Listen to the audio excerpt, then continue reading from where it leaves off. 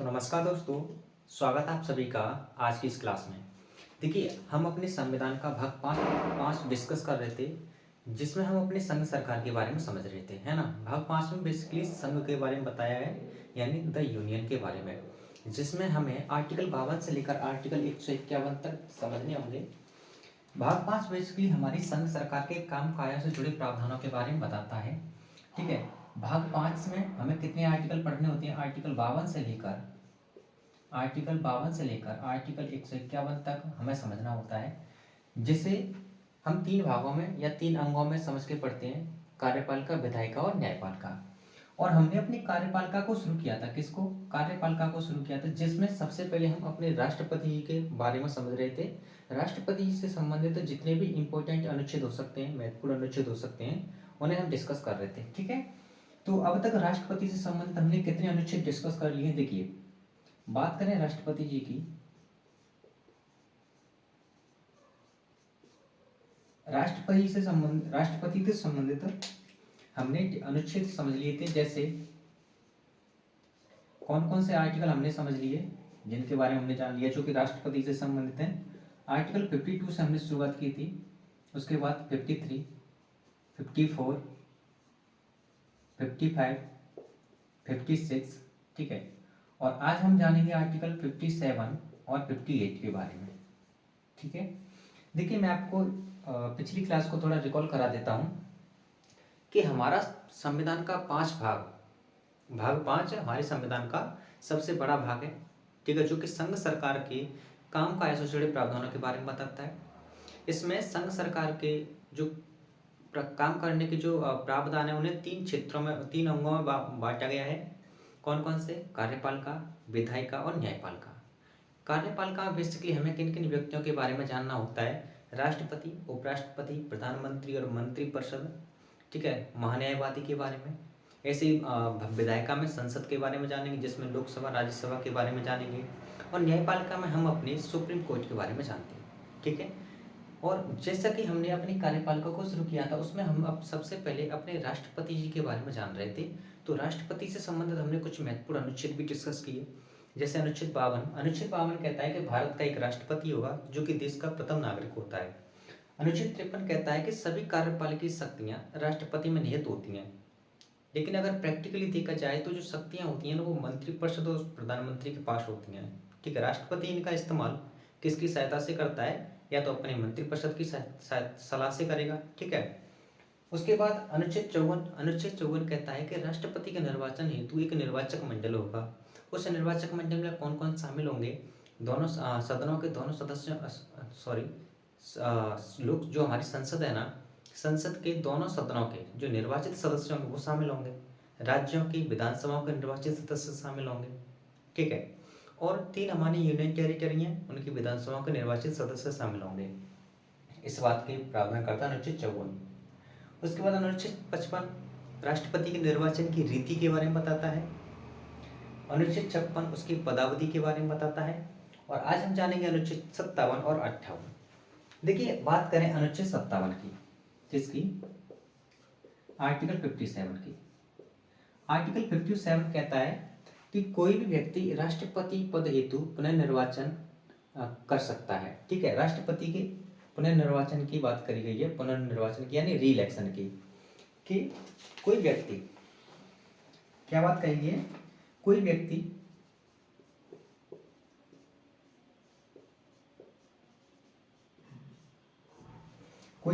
राष्ट्रपति पद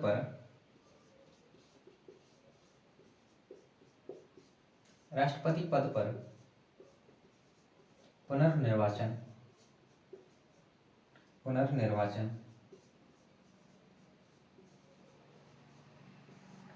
जिसे आप कह सकते हैं री इलेक्शन,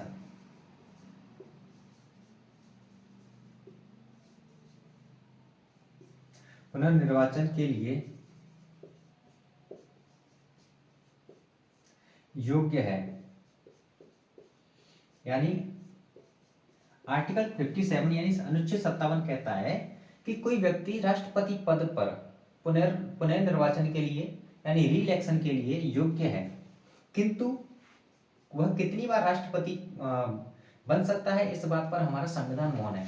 हमारे संविधान में ये बात नहीं कि डिसाइड नहीं करी गई है कि कोई व्यक्ति कितनी बार राष्ट्रपति बन सकता है, ठीक है, उसके रीइलेक्शन की बात कही गई है, किंतु किंतु किंतु वह कितनी बार राष्ट्रपति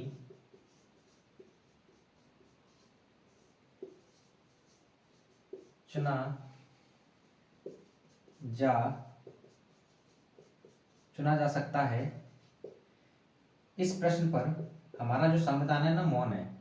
इस प्रश्न पर अगर कोई ऐसा प्रश्न करता है, इस प्रश्न पर संविधान क्या है, मौन है,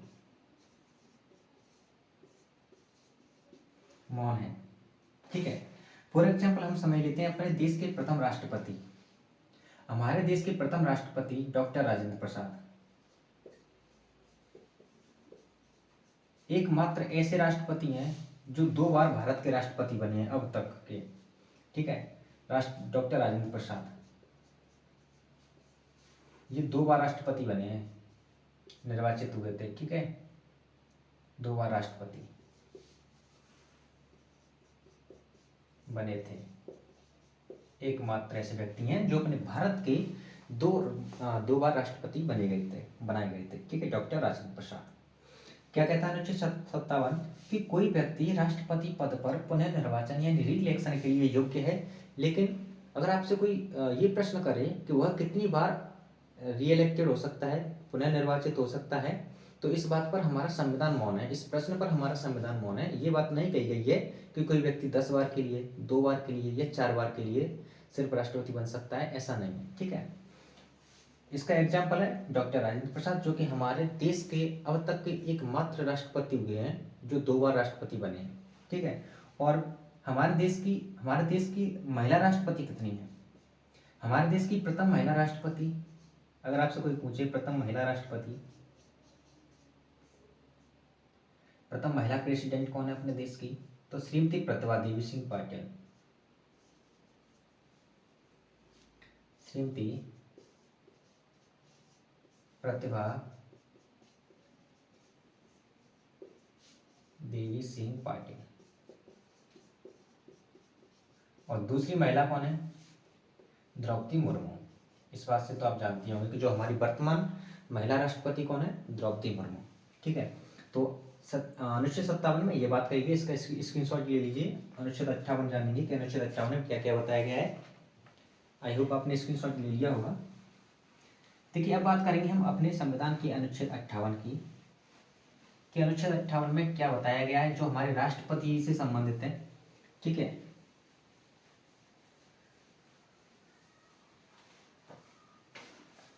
बात करें अनुच्छेद 58 यानी आर्टिकल 58। आर्टिकल 58 यानी अनुच्छेद 58 में बताया गया है किसके बारे में? राष्ट्रपति पद के योग्यताओं के बारे में, राष्ट्रपति पद के लिए योग्यताओं के बारे में बताया गया है। राष्ट्रपति पद के लिए योग्यता है, यानी राष्ट्रपति की योग्यताओं के बारे में अनुच्छेद 58 में कहा गया है, ठीक है। तो इसकी क्या क्या क्वालिफिकेशन, क्या क्या योग्यताएं होती हैं, आप ये समझ लीजिए। देखिए पहली योग्यता है कि वह व्यक्ति भारत का नागरिक होना चाहिए, वह भारत का क्या होना चाहिए, भारत का नागरिक होना चाहिए। अब किसी विदेशी को राष्ट्रपति बना दिया जाए तो क्या वो काम कर सकता है पूरे अपने सत्यनिष्ठा के साथ जो एक भारत का नागरिक कर सकता है? भारत का नागरिक होना चाहिए।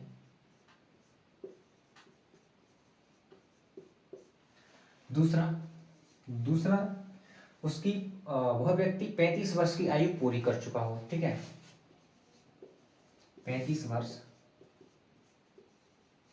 की आयु पूरी कर चुका हो, यानी कम से कम वो 35 वर्ष का व्यक्ति तो होना ही चाहिए, ठीक है, राष्ट्रपति पद के लिए। तीसरा पॉइंट इसमें, वह लोकसभा का सदस्य बनने की योग्यता रखता हो। किसका? LS मतलब लोकसभा का सदस्य बनने की योग्यता रखता हो, लेकिन उसका सदस्य नहीं होना चाहिए, ठीक है। लोकसभा का सदस्य बनने की योग्यता रखता हो, ठीक है। अगला पॉइंट है, वह कोई भी लाभ का पद धारण नहीं करता है, कोई भी लाभ का पद, लाभ का पद धारण नहीं करता हो। लाभ का पद इन द सेंस आप ऐसे समझ सकते हैं कि वह कि वह भारत सरकार के अधीन, राज्य सरकार के अधीन या या किसी स्थानीय प्राधिकार के अधीन काम नहीं करता हो, ठीक है। भारत सरकार के अधीन काम नहीं करता हो, राज्य सरकार के अधीन काम नहीं करता हो, ठीक है। लेकिन किसी राष्ट्रपति का पद, उपराष्ट्रपति का पद या जो मंत्री वगैरह होते हैं ना, वो लाभ के पद नहीं कहे जाते, ठीक है। आप इतना समझ लेना। उसके बाद अगला पॉइंट है 5वां, उस उम्मीदवार के पास जो राष्ट्रपति पद के लिए चुनाव मतलब जिसका निर्वाचन होना है, उसके पास कम से कम उम्मीदवार का नाम कम से कम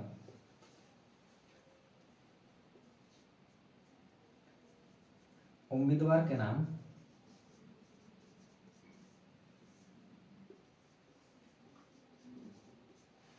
उम्मीदवार का नाम कम से कम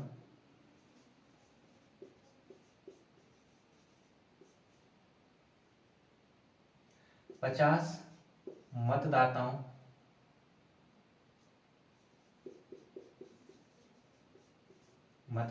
द्वारा प्रस्तावित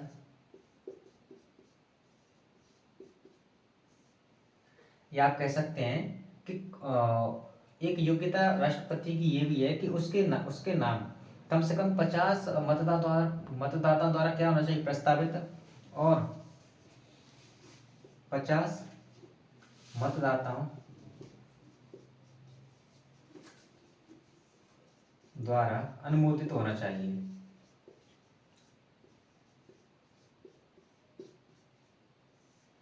अनुमोदित होना चाहिए, यानी उस उम्मीदवार के पास कम से कम 50 तो प्रस्तावक होने चाहिए और कम से कम 50 ही उसके अनुमोदक होने चाहिए, ठीक है। उसके बाद छठी कंडीशन है, छठी योग्यता आप कह सकते हैं कि राष्ट्रपति पद के लिए जमानत राशि की अगर बात की जाए, छठवां पॉइंट आप यहाँ पर लिख लेते हैं, ठीक है। राष्ट्रपति पद के लिए अगर आपसे कोई ये पूछ ले, ये प्रश्न पूछा गया है सीआरपीएफ की भर्ती में, सीआरपीएफ के एग्जाम में, ठीक है, जो कि 2022 में हुआ था। राष्ट्रपति पद के लिए जमानत राशि अगर आपसे पूछी जाए कि जमानत राशि कितनी है, पहले ये 2500 रुपये हुआ करती थी, लेकिन अब बढ़ाकर जमानत राशि कर दी गई 15,000 रुपये। कितने? 15,000 रुपये, ठीक है। और ये राशि जमा कहाँ होती है? आरबीआई में। कहाँ पर होती है? आरबीआई में। अगर जो व्यक्ति, जो उम्मीदवार कुल वैध मतों का अगर 1/6 भाग मत 1/6 भाग मत प्राप्त नहीं करता है तो उसकी जमानत राशि क्या कर ली जाती है? जब्त कर ली जाती है। तो उसकी जमानत राशि जब्त कर ली जाती है, ठीक है। तो ये बात कही गई है अनुच्छेद 58 में।